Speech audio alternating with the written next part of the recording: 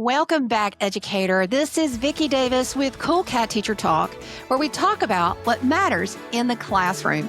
Ever wondered how remarkable teaching happens? Find out right now at Cool Cat Teacher Talk with award-winning teacher Vicki Davis. Get insights from top educators, tech tips, and inspiration to elevate your teaching. Welcome back to Cool Cat Teacher Talk. I'm John Davis. Obviously, my mom, Vicki Davis, isn't here today. She and I just got back from ISTE and ASCD in San Antonio, and it was awesome. I had some amazing fajitas. We both learned a lot, but mom has currently lost her voice, so she is currently not at the top of the weather at the moment. I will be recording the news and introduction for our three amazing guests, Dr. Catlin Tucker, Dr. Sarah Thomas, and Jay James from Auburn University, as we continue our ISTE ESETA special episodes of CCT Talk. Number 1. In the biggest news of the week, Microsoft has released Copilot for schools for ages 13 and up. Yes, if you have the free version for Microsoft, you can still enable it for your school. We recommend that you create groups by age. Number 2. Google has released the Gemini app for all ages. That's right, all ages. Number 3. Speaking of, Google is also releasing their Gemini classrooms for all users at your school, and they can use more than 30 AI tools from Gemini. It will take your rubrics and turn them into rubrics inside Google Classroom. This has really been a chore in the past, so you'll want to test the AI conversion for rubrics for sure. It will also help you with vocabulary lists and many other things. Make sure your administrator enables this if you're a Google Classroom school. Number 4. Now, what about tools from Microsoft? There is a new type of processor in the scene called an NPU, or a neural processing unit. From our research, we found that this is specially made to run AI tools, and it powers something called an SLM, a small language model. This means you'll run an AI on your local computer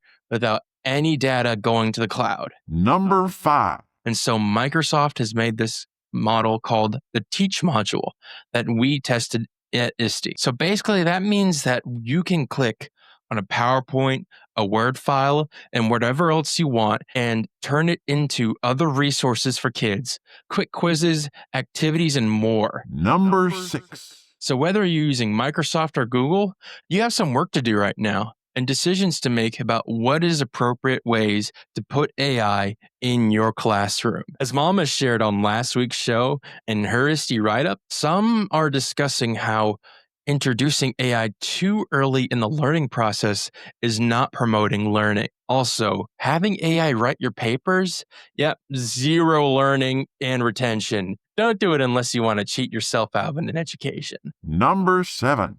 So what about Apple, you say? Before ISTE, Apple had their announcements, and the main thing is that all of their operating systems will now have the same numbers. So everything will now have the year on it. So you'll have iOS 26, Pad iOS 26, and Mac OS 26, which will be Tahoe. All of the other operating systems will all be numbered with the year. This will be good because you'll no longer have to guess about how out of date you are. The biggest change on this, though, is the iPad. Windows on the screen will be able to be moved and docked anywhere, which will be a great usability feature. Now, I have more updates at the end of the show, but let's get on to our interviews. First, let's talk to Dr. Sarah Thomas. She's a popular presenter at ISTE and has an exciting interview for us. One thing at ISTE that we saw was that many educators are just beginning their journey into the use of AI in the classroom. Now let's join in with the Cool Cat Teacher Talk. Out right now at Cool Cat Teacher Talk with award-winning teacher Vicki Davis. Our guest today, Dr. Sarah Thomas, is a trailblazer in education. She is the Regional Technology Coordinator for Prince George's County Public Schools in Maryland and founder of EduMatch, a global network where educators connect and collaborate. She's also won the ISTE Making It Happen Award, and she's been a big part of updating the ISTE standards for educators.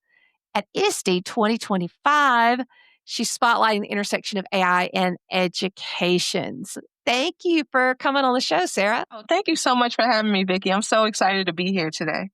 You're such a leader in this space and really passionate about using AI in the right ways. And you believe AI is a creativity amplifier. That's so different to what a lot of people believe. Why do you believe that? I've been wrestling with my own use of AI, and I have been thinking about this intently for the last couple of weeks. One thing that someone said on Facebook when I kind of threw it out to the community, then they were saying that AI, if you use it for productivity, then that actually frees up your time so that you're able to actually shine and devote your own space and creativity to your zone of genius. And I really, really love that. I thought that that was such a great thought that resonated with me because it definitely helps me automate a lot of things and it gives me back more time in my day. So what kind of things do you automate with AI? A lot of organization, I would say. For example, I was giving a keynote about maybe a week ago. I created the slides myself, I created the content myself, but I went and I did a run through of how I was going to present it and I spoke to the AI. And I was just like, if you could just give me this back in bullet point format so I could plug it in on my speaker notes. And if I were to do that myself, it probably would have taken me way longer. That's one thing that it really helped me out with. What a great way to use it. Now, you want students to have access to AI tools. And also, there are a lot of people who say, oh, students can't use AI. We don't want them to use AI, and all the debates going on. As you advise your district and your area, what are some of the good uses of AI you really like to see students have? Just as with anything else, then AI is nuanced. There are definitely some big rocks that you have to make sure are in place. Like, for example, the COPA and the FERPA protections. In addition, making sure that PII is not uploaded and going in and really reading the privacy policies, really reading the terms of service to figure out what kind of information they're collecting on students. So I speak with a lot of districts and talk about what their plans are in terms of rolling out the AI. One point that I really wanted to make to them is that as educators, and we really need to understand how this works and how these tools work in order for us to best guide our students. So to help them navigate this space, because if we're not in those spaces, if we're not being able to be mentors to them, then it really opens up Pandora's box. So I think that we definitely need to model with our students on how to use it ethically and how to also use it in order to maximize their output. So not just to run it through, copy and paste whatever the output is. That kind of reminds me of when I was first teaching and students got a hold of Wikipedia and they would just go and copy the Wikipedia page and paste it. Really teaching them how to use the AI in a way that will help them brainstorm and maximize their creativity, I say are definitely points that we need to help encourage our students. Tell me a story. Have you seen a student recently use AI in just a really cool way and you were like, yes, that's what I want to talk about? The district that I work the most closely with has been doing a lot of piloting with artificial intelligence. And I've been looking at it kind of like an eagle eye view. I have not been up close and personal, but I've heard some amazing things about how students have been using it as a writing tutor. They would create their essay and then they would ask the AI to help give them feedback, help poke holes in it, things of that nature. And I think that that's a great use. Again, in contrast to like the Wikipedia example type style of things, if you use it in that way, if we teach our students how to use it in a way that will make them better and make them improve, then I think that that's where all of the magic is lying, really. My view is I want them to know how to use AI to give them formative feedback. Absolutely. Because I'm going to grade it, but it's kind of like, to me, it's like spell check.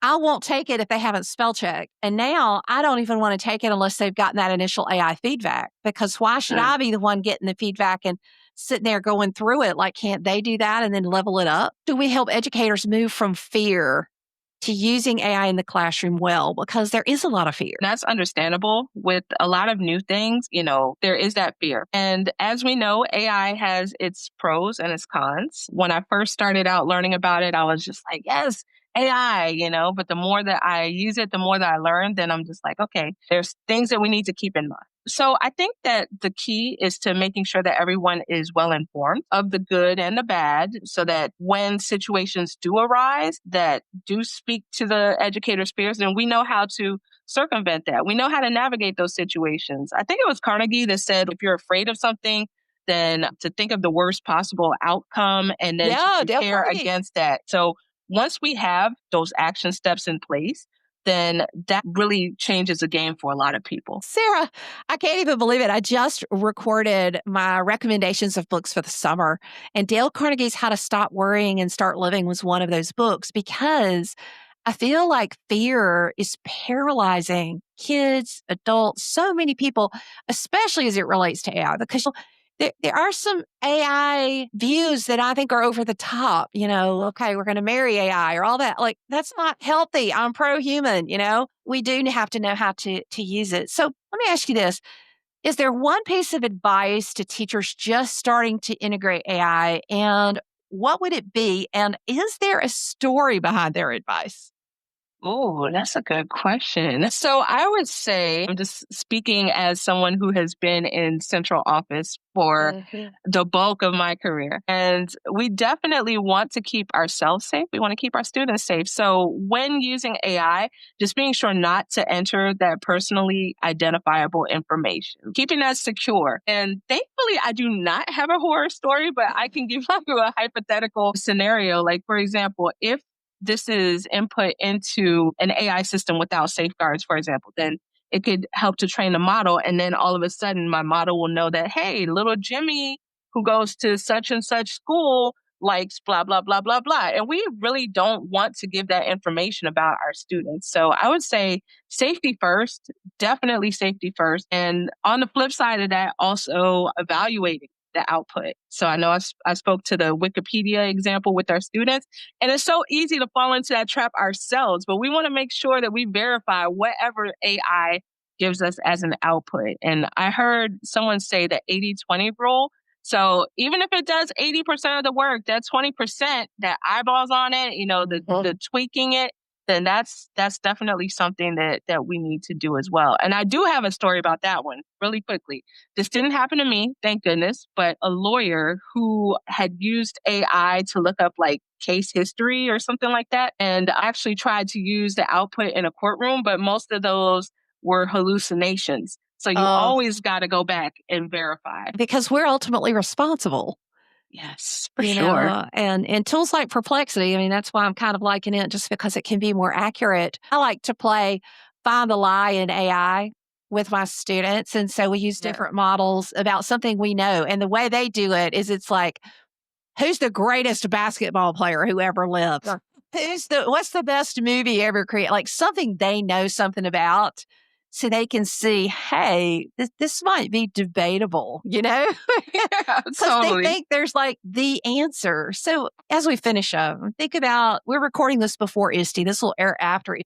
If you could just pick one thing that you're like, I want everybody who goes to my session to understand this, what is that thing? What I would want everyone who comes to my session to understand is just the power that we have as educators, the power that our students have. And when we collaborate amongst ourselves and also amongst each other, then we can truly change the world.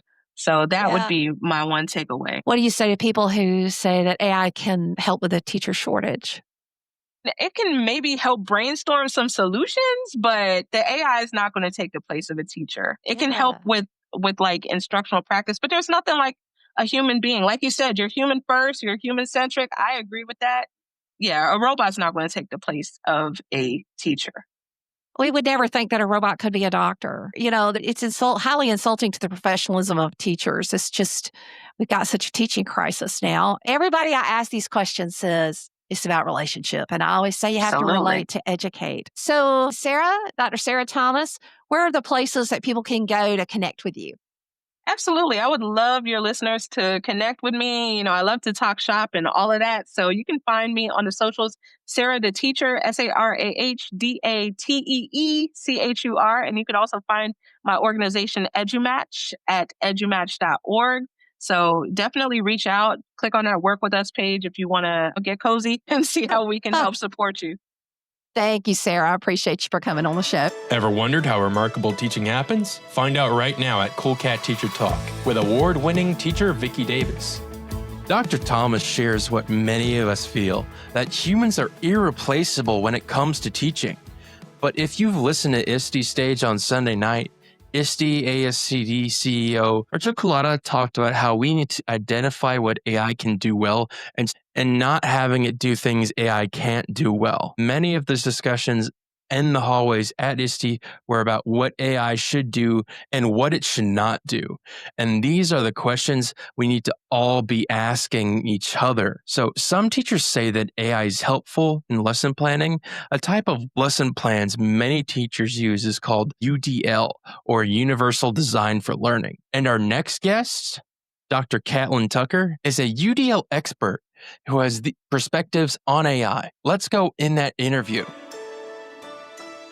Dr. Catlin Tucker is a best-selling author with over 24 years of experience in K-12. She's known for her work in blended learning, universal design for learning, UDL, and student-led instructional strategies. Relating this to AI in her new book, Elevating Educational Design with AI, Making Learning Accessible, Inclusive, and Equitable, published in January 2025 with co-author Katie Novak. She also has a new book, and it is the number one new release in computers and technology education. It's called The Station Rotation Model in UDL, Elevate Tier 1 Instruction, and Cultivate Learning Agency. Oh, you've got a lot of irons in the fire, don't you? I really love to write. It is definitely how I process what I'm learning and what I'm doing. As part of our ISTE 2025 ASCD live kind of series, we have you as one of our guests, and there's a lot going on with using artificial intelligence, but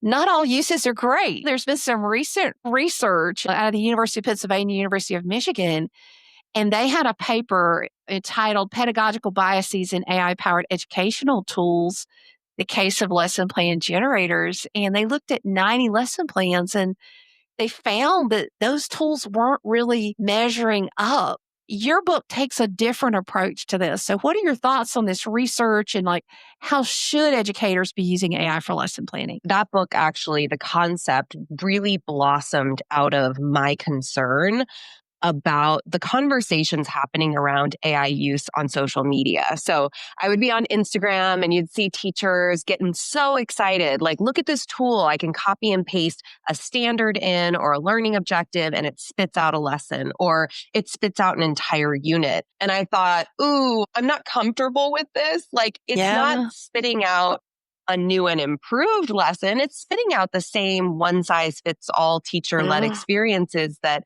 educators have been using forever, and I would argue to not great results if we look at levels of teacher burnout and student disengagement. And so for me, when I was thinking about how do I position the work I've done in relation to AI, and I think when I talk to educators about reimagining the ways in which they design and facilitate learning, time to design with a high level of intentionality has always been a bit of a barrier to entry, right? Because we're so spread thin. And in that book, I really wanted to help educators understand how to partner with AI to design at a much higher level, putting the fundamental kind of principles of backward design, universal design for learning into practice in a way that feels sustainable and allows us to better meet the beautiful diversity of learners in our classrooms. Are you an advocate of kind of learning to prompt it yourself? You know, there's a lot of tools that spit out the lessons for teachers. And if that's your starting point, fine. What a lot of the AI tools are not great at yet is spitting out lessons that are differentiated, student-centered, allow students to lead aspects of the learning experience. And that's not to say AI can't help us do those things. But if you generate a lesson from an AI-powered education tool, then you almost always have to go into an AI chatbot, whichever one you choose. Then you have to know how to prompt it so that you are creating a lesson that is differentiated, that offers students agency and meaningful choices, that really allows them to engage in learning in lots of different modalities. That's possible, but teachers do need to kind of play with AI chatbots, learn the prompting, to your point, to be able to create those more dynamic, forward-thinking lessons.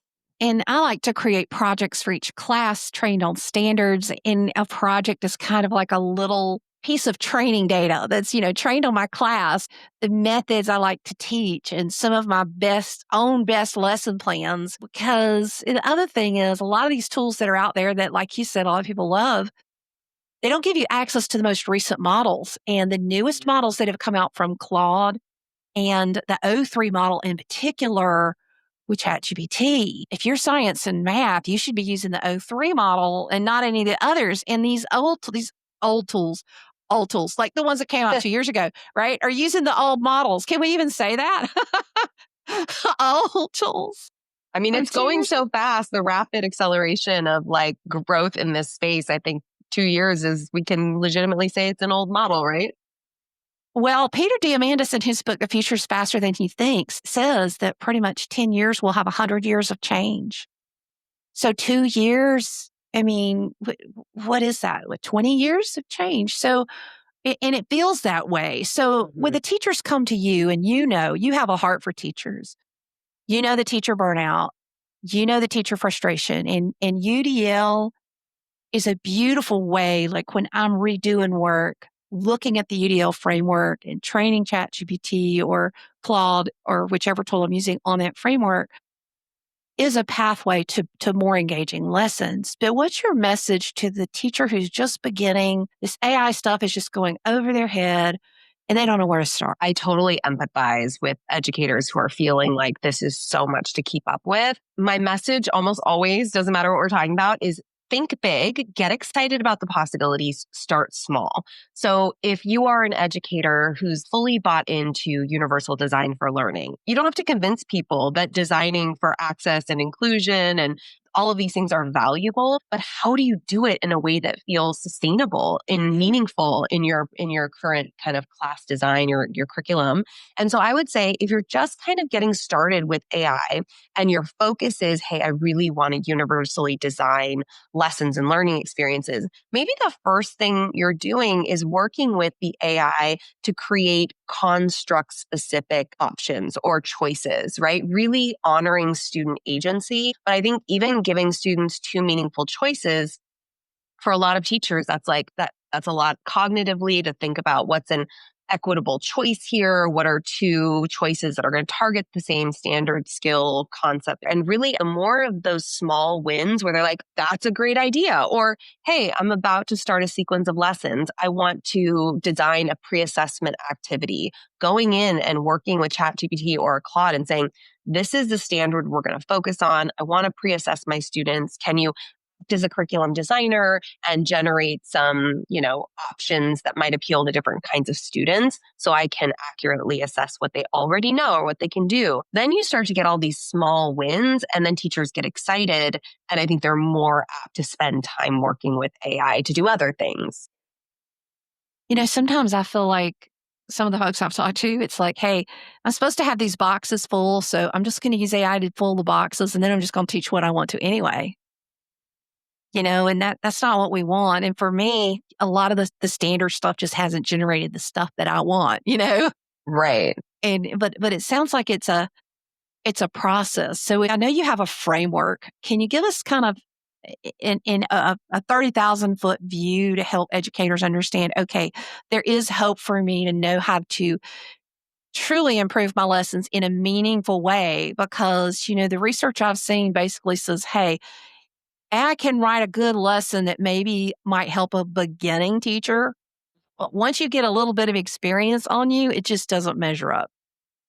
Yeah. So in elevating educational design, there are layers to the design framework that we walk teachers through, which is you can use, here's how you use AI to backward design a unit, making sure that the desired result for learning is aligned with that assessment strategy. The next layer is how do we universally design with blended learning models, which is what my station rotation and UDL book really focuses on.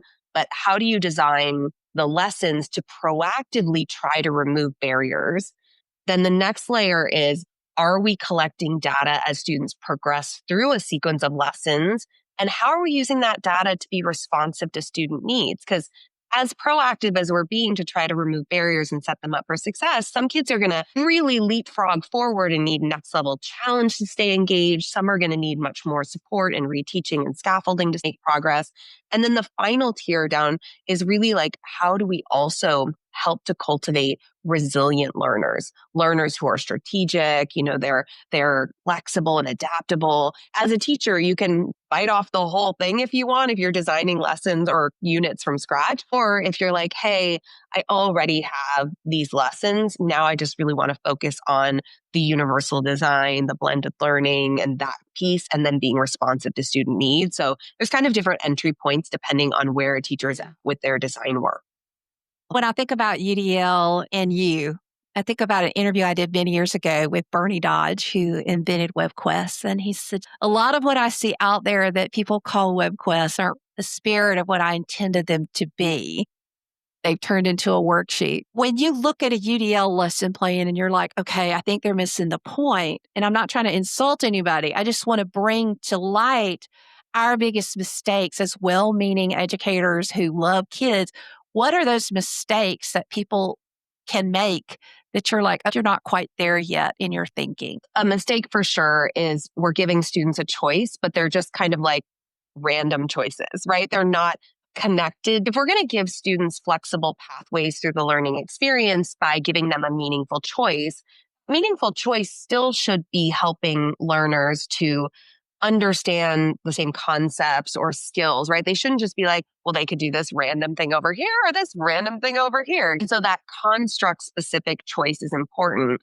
But I see a lot of teachers get stalled kind of at, I'm doing UDL, I'm creating choice boards. Choice boards are a wonderful strategy, but are you also thinking about how to remove barriers when you provide tier 1 instruction? Do you know how to design a rotation that allows you to work with a small group to differentiate instruction and differentiate modeling sessions, kind of differentiate the support, scaffolds, guidance, feedback you're giving to learners as they attempt to understand concepts and skills? It's some of that deeper work around how we're meeting specific students' needs. There's this opportunity to really embrace co-construction. Like, are we inviting students into the process of designing aspects of their learning experience with us? And now that we have AI in, I would say, more and more classrooms, right? The schools are more open to it. That is such a great thought partner for students. If we're like, I was an English teacher in a high school for 15 or 16 years. Why does every kid need to write an argumentative essay on the same prompt?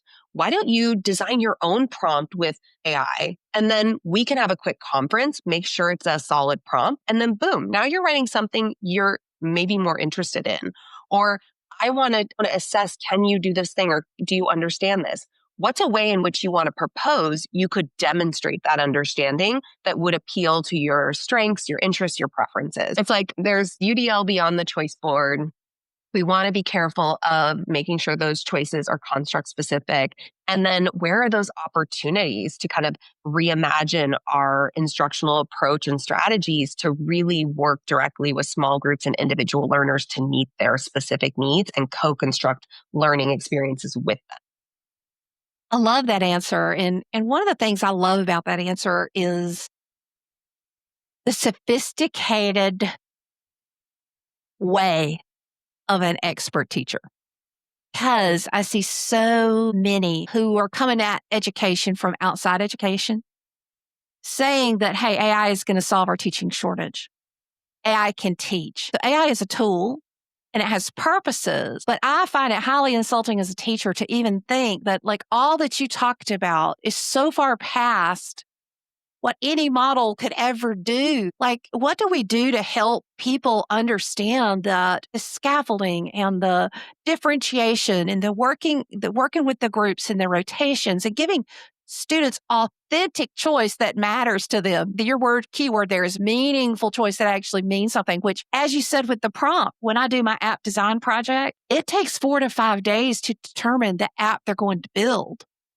That's a fourth of the project that we spend pitching and crafting and figuring out what is meaningful and what is rigorous and what meets the standards, right? That is an artisanship of teaching. How do we help people understand that, yeah, AI is a tool, but let's understand that teachers are valuable and needed? I think for me, the biggest disconnect here is that when people outside of education, and even a lot of people, Vicki, in education, when they close their minds and they're like picturing a classroom and a teacher, what is that person doing? They're standing at the front of the room. They are transferring information. They are orchestrating the parts of a whole group lesson. In this day and age, I am constantly challenging educators and school leaders to say, if information is all around us and AI can generate quick explanations of complex concepts and things immediately, we have to be checking in with ourselves about what is the true value of a teacher. In my mind, it's two-part. They are architect of learning experiences because they know the population they're designing for. And so many teachers don't see themselves that way, which I think is a shame because it's such an important piece of this puzzle. Technology can transfer information and in a variety of ways that might appeal to lots of different people. Podcasts, videos, articles, right? Simulations. If AI can do all those things, and we still think our value is being the expert at the front of the room, then it makes sense why people think an AI could take over our jobs or whatever. But if we start to really acknowledge that we are architects and then we are facilitators, and in that role as facilitators, we are working side by side with students, leaning into this human work that AI can't do, listening, observing, organically responding to students' needs, being compassionate, building relationships. We know relationships are absolutely pivotal to students' learning. So are they going to create a relationship like they would have with a teacher with an AI? No, but it's all about perception of what is our value. And I think outside of education, there is this misconception that teachers are just the experts. And even inside education, changing that perception is so incredibly hard in some spaces. Have to relate to educate. A young man I taught 2 years ago, I still keep up with him. He said, best thing I taught him was how to show up to class on time. He's a very successful young man. But when he was looking at dropping out of college, he called and I took him and his buddy to breakfast. And he shifted his life. And now he's enrolled in a major tier 1 university and he fits there. Not everybody should go to college, right? But he fits there and see that relationship of teaching. Like, yeah, I taught him computer science and he learned Python and he learned a lot of standards. But what made the difference in his life? Showing up. You don't get that in AI. If I can dial in at 2 a.m. or 2 p.m. and it doesn't matter, when do I learn how to show up and wake up and see that the world has so much? Well, Dr. Catlin Tucker, it's just been too long. We'd highly recommend her books. 2 books in 2025, Elevating Educational Design with AI and the Station Rotation Model in UDL. Catlin, what do you think is the best way for people to get in touch with you? My website, catlintucker.com, is kind of a one-stop shop. I blog every week, very educator, coach, school leader focused. And then all my books and my other offerings are easily accessible there as well. Thank you, Catlin, for coming on the show, Dr. Catlin Tucker. Thank you for having me, Vicki. It was a pleasure. Ever wondered how remarkable teaching happens? Find out right now at Cool Cat Teacher Talk with award-winning teacher Vicki Davis. Thanks, Dr. Tucker, for showing your insight and for valuing teachers as architects of education. Now, we're going on to turn to an interesting story out of Auburn University. Because of AI, the increasing number of cyber attacks is becoming a problem on many college campuses. Jay James works at Auburn University, where students are involved in troubleshooting and cybersecurity, while also receiving valuable learning experiences. I'm excited today for us to be talking to Jay James. He's a cybersecurity professional and technology educator. He serves as the cybersecurity operations lead at Auburn University. He leads the cybersecurity student worker program for their student operations center so that students can learn through real world experiences and protect the university. Now, this model, I believe, is getting ready to move down to the K-12 level, and Jay is known as one who does it Right.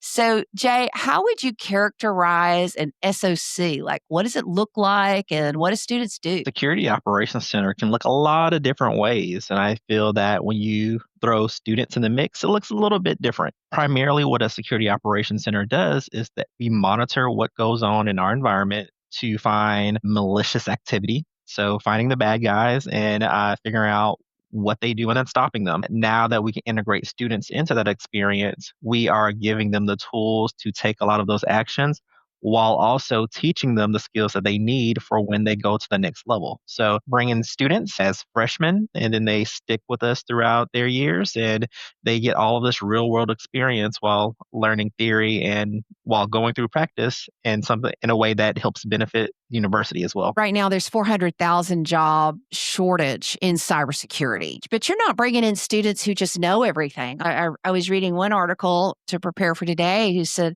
hey, I didn't really even know how to reset my password. So do these kids, how do you select them? Do they always have a lot of technical experience? They come in mixed in terms of level of proficiency in these technical skills.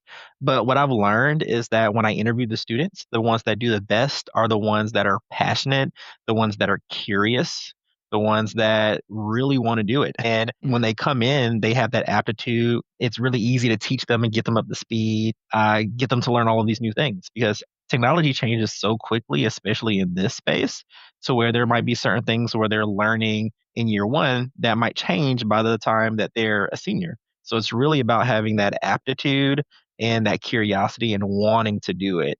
And the way how we go about recruiting is reaching out to our different colleges within the university. So we don't limit it to just the College of Engineering. Even though a lot of our students come from there, we recruit from the College of Business. We open it to all of the colleges and we look for that good fit. It's really about those students that have that aptitude of wanting to do it and wanting to learn and wanting to get into the field. They usually do the best in the space. Okay, so what are some of the typical type activities that your students do in this program? So the students, they really have two hats that they wear. The first hat is the daily monitoring of what's going on in the environment, where let's say an alert comes in. We teach them how to analyze that alert, what to look for, but also how to respond to that alert. The second hat that they wear is when they get done with all of their alerts, there are a lot of different options of what you can do in cybersecurity. So we give them specialized projects where each student have their own focus area. And we also match them with another one of our team to learn more about a particular cyber area that they want to go a little deeper in, whether that's cloud security, penetration testing, or governance, risk and compliance. So they can learn about all of these areas and focus in on one area. But their primary day to day is kind of the first part of that where they're looking at alerts, but they also have specialized projects they can focus on. So with ransomware attacks and cybersecurity attacks just increasing significantly against educational institutions, why do you think that so many cyber criminals are targeting educational organizations? Well, when you're looking at universities, they have a lot of data that attackers are interested in. We're looking at that research data. You can see that from nation state actors all the way to domestic attackers as well, trying to get a lot of that research data and also get student information because you have these students that are bright students that are going on to get great jobs. Well, if they can get some of their information, they can sit on that information and use it later. So that is another reason as well. But also, and this goes for K through 12, through universities, through the entire spectrum of education, they're just good playing grounds to test out new attacks. Because when you think about it, education systems are almost like states with cities within them or, cities with counties in them. It's this type of infrastructure where attackers can try new techniques in this type of environment. And they can use what's successful to try in the other industries or other sectors. So those are just a few reasons why they go about doing it. But also there's a financial gain as well too, right? Depending on how your systems are set up, if you can do that ransomware attack and get the money from these schools, they're not afraid to do it. It's really something that we all have to deal with. But what has happened, because you've been in this program for some time now, what has AI done to the cybersecurity area on both sides, the attack side and the prevention side. AI is great and it's great for us, but also it's great for the attacker. They are doing their attacks faster, better, and they scale. So the only way that we can compete against that is fighting fire with fire, AI type of world that we're in. We're using it to help scale what we do. And we're also using it in a few unique ways as well. So, for example, we are a heavy security Copilot shop with Microsoft, and utilizing that within the first year, some of our students actually prompted Security Copilot to ask, hey, can you be a mentor, but also a trainer while I work on these incidents? So, in real time, while they are working through incidents or learning about alerts, Security Copilot is coaching them, telling them things that they should probably know as a cybersecurity professional, saying what the next step should be, or explaining why it took the action that it took. And that's just invaluable, especially to a student program, to be able to have something like that. So, as they're working with Security Copilot, are you, as their supervisor, able to monitor the chats they're having with Security Copilot? I do have the ability to do a good bit of that with university students. I also wanted to give them the freedom to use it as they wish. We do have a lot of conversations around using AI responsibly. And one thing that I feel that if you're going to implement something like this is to have some AI literacy in the front end of it, where you're teaching about how to use AI, the good and bad, getting the basics down right, but also being a ethical AI user as well. So that foundational piece, I feel that many people miss when they're implementing something new like this. As we move to K-12, I think as K-12 will start looking at SOCs, they're going to have to use a tool like this, and they're going to have to monitor it maybe a little more than you might have to with university students. So, Jay, one of the challenges so many of us have who work with our school security area, cybersecurity, is you're only as safe as the stuff people don't click on. What do you do to educate your students and your faculty on phishing attacks and farming attacks and all these things? Because today, on my phone, I got a message of, hey, I'm thinking about making seafood pasta tonight. You want to come over? And I didn't know who the person was. And I'm thinking, wow, whoever wrote that, like, they're getting good, because I know that it was just attempting to see who I was and all of that. But these attacks with AI are just getting better and better. It makes it really tough. I think it's a combination of reminding ourselves that security awareness and training, it's more than just taking a course.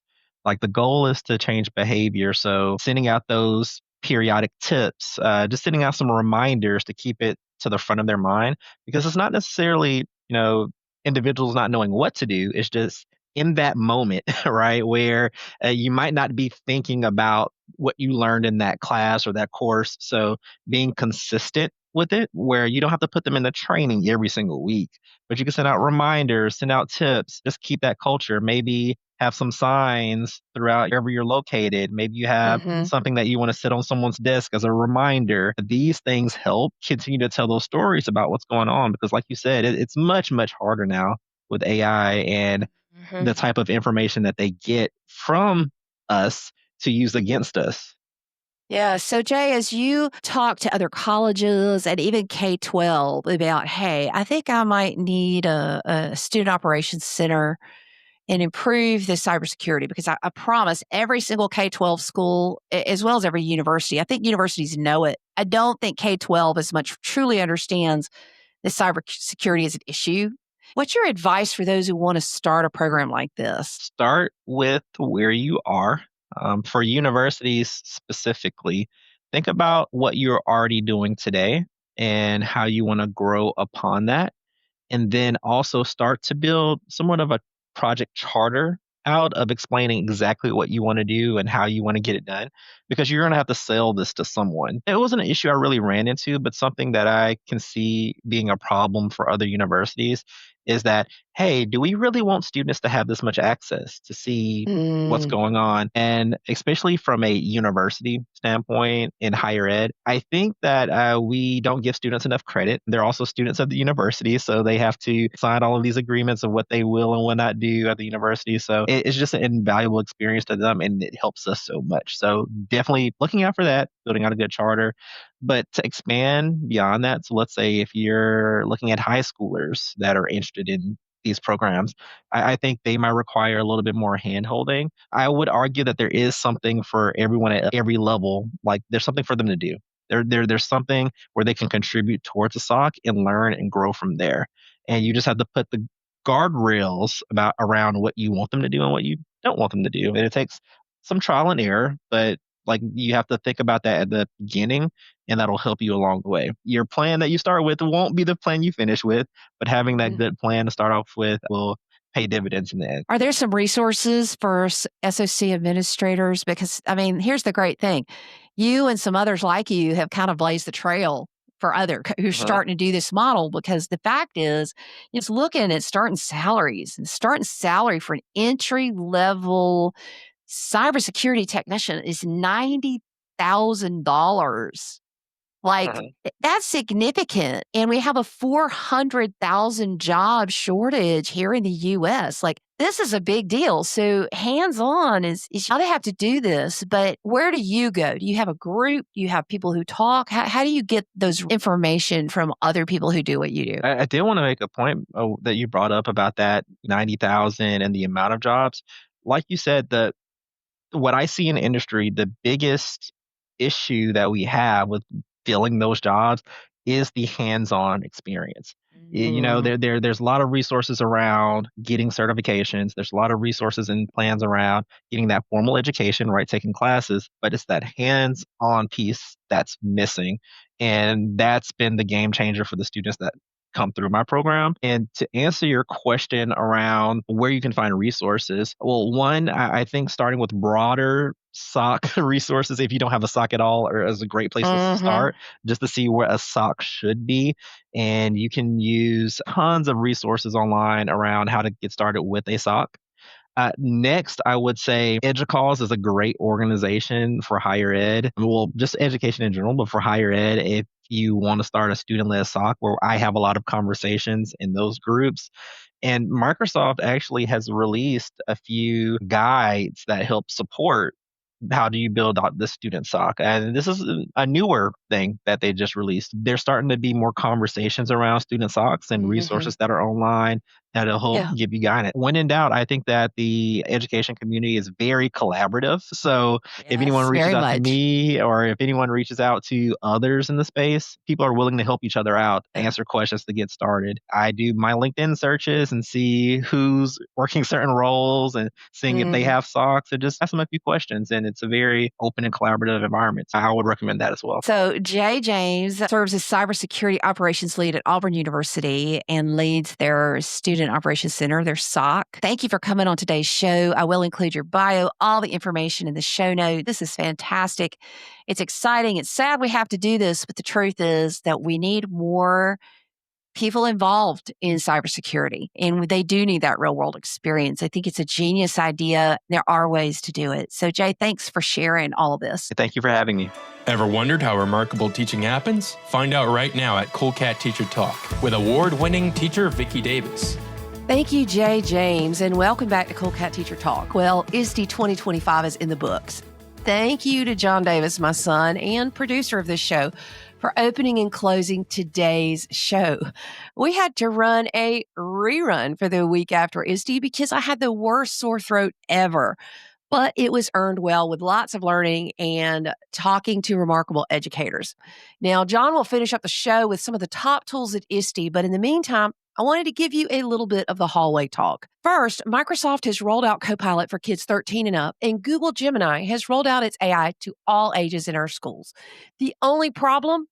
Only IT administrators can review the student chats. This is going to not only make more work for IT, but also means that teachers are stuck having to review everything over the shoulder of students. That is not practical for classrooms, and social media is abuzz and conversations abound about this topic. Now, that said, some of the other tools out there do give teacher information on chats, but they give these big, long text files that are also difficult to monitor. So while we bring AI into schools, the monitoring issue is a continuing struggle that we have conversations about. Now, Google Classroom now has a cool Gemini button with 30 plus AI tools for teachers in all types of schools, whether you pay for Google Classroom or not. But My friend Alice Keeler will be on next week's show, and she'll talk about how, in her opinion, the quote, creating an engaging worksheet feature is not only mislabeled, but it's just plain bad teaching. Doesn't really create an engaging worksheet at all and doesn't follow any of the principles that we know as educators. Now, we continue to see growing pains as the practice and pedagogy of teaching comes together with the programming created by, honestly, non-teachers. And so the conversations need to happen as we make progress with artificial intelligence. So not everything that says AI sparkles or is good for the classroom. But what about Apple? Okay, what about Apple? Now, I'll admit to be an Apple fangirl, and I'm really excited about the new OS 26 that's coming to all devices later this year. If you wonder why they skipped everything, well, they did. All operating systems are now going to be the same number. So everything's moving ahead to 26 in the fall. I'm especially excited about the iPad feature that will let me put Windows anywhere on my iPad. I'm one of those people who actually heavily uses my iPad. As I shared at ISTE, one of my biggest AI hacks right now is to take a research paper or a document that I'm reading. I pull it into my app Notability, which is what I use to highlight PDFs, and then I highlight things in different colors. For example, everything I want to research further, I highlight in pink. I include those at a key at the beginning of my document because, yes, AI can read color. So then I can upload that document, that PDF, to Perplexity. Really long report from EDUCAUSE recently, for example. And then say, summarize everything I want to research further that I have highlighted in pink and create a research plan. Now, Perplexity Spaces is actually an AI agent and has run for me for 15 to 20 minutes before doing a research plan. So yeah, using color and using our iPads, I think it's becoming more important than ever as e-paper really becomes a powerful part of how we use AI. But speaking of Perplexity, they just reached their AI-powered Comet browser. That'd be on my list to check out, but it's only available to the Perplexity Max $200 a month subscribers, but should come to Mac and PC users later this year, as well as some of us classroom teachers who really would like to try it out. Okay, but back to Apple. What's their news about AI? Well, they're strangely quiet as they've pretty much moved most of their AI strategy to next year in 2026. Now, I'm not sure if iOS 26 will include the full Apple Intelligence, but for now, the AI on Apple isn't really impacting the classroom. Many say they're doing it to make sure they do it right instead of doing it half-baked. There's a lot of conversation. The fact is that we're all under an imperative to bring AI into our classroom. Many people are doing it many different ways. Just remember, as you bring it to the classroom, follow the advice that so many of our guests have had on this show. Test the AI. Create test student accounts and run all the scenarios you know will happen. Profanity, self-harm, asking inappropriate questions, trying to make it do inappropriate things. And we need to be doing this on Google's Notebook LM. I actually heard an educator brag that he was able to make the podcast feature in Notebook LM, quote, drop the F-bomb, as he said. So we better test that tool. I'm not saying that it's possible or not. Hopefully it's not. But we need to go in there and play the role of the mischievous student and see what happens. So as great as Notebook LM is for studying, and it's one of my highly recommended tools, we're talking about kids here, and we know kids, they do immature things, and AI has a whole lot of power behind creating things that can be used in ways that are not uplifting for our schools. Also, Instagram has announced a partnership with ISTE, and this is a great one. Take your school official Instagram account and immediately apply to Instagram's school program. This will let you report issues including fight pages, bullying, and is supposed to fast track the reporting and removal of content and accounts that harm the culture of our schools. Now, this is going to be tested really well when we return back to school, but you need to apply, and you can only apply with the official school account on Instagram. Not as the principal, not as teacher. The official school account is the one that you have to get approved. So take steps, as I suspect that Instagram will be flooded with requests. But big props to Instagram and ISTE for working this out. Also, note that ISTE and some partner organizations have brought back the Edtech Index. So as you're screening potential tools, take a look at those for sure. Also, they've rolled out certification for instructional supervision. something ISTE says doesn't exist anywhere else. They've also got a goal to train 200,000 educators in AI in a program that they announced as well. There's a lot going on. I look forward to having ISTE CEO and ASCD CEO Richard Collada on an upcoming episode to talk about these things and more. There's a lot more news we'll save for next week. But in the meantime, let's go back to John to talk about the key tools that everybody was talking about at ISTE. And we've got several more episodes planned on the topic of Edtech. While it's fresh on our mind, while all the announcements have happened, we need to be talking about how people are implementing AI in the fall, because this is the issue right now that we're all grappling with. No easy answers, but we have to move forward with the conversations. As always, reach out to me at Vicki, Vicki, at coolcatteacher.com if you want to give feedback. Now, over to John. Ever wondered how remarkable teaching happens? Find out right now at Cool Cat Teacher Talk with award-winning teacher Vicki Davis. And we're back. Again, I'm John Davis, and for my mom, who's lost her voice from ISTE, that's okay. I produce the show.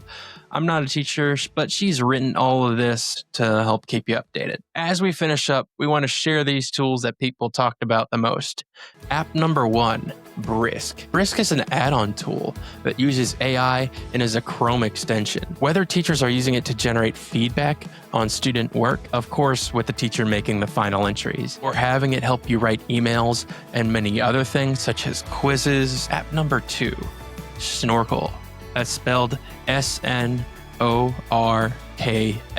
This tool is a favorite of math teachers and language teachers as it helps you with graphics, including math problems, or to write on the page that students can talk about when they're done. As you set up these assignments, you type in the types of things you're looking for in their answer. They get instant feedback. As always, it should be a conversation starter with the teacher. This is a tool loved by many and one you should probably try. App number 3, Suno. This music creation tool is again popular this year, but now you can have custom lyrics. Donnie Piercy, an elementary teacher, uses this to create music from student-written poems. App number 4, VO3.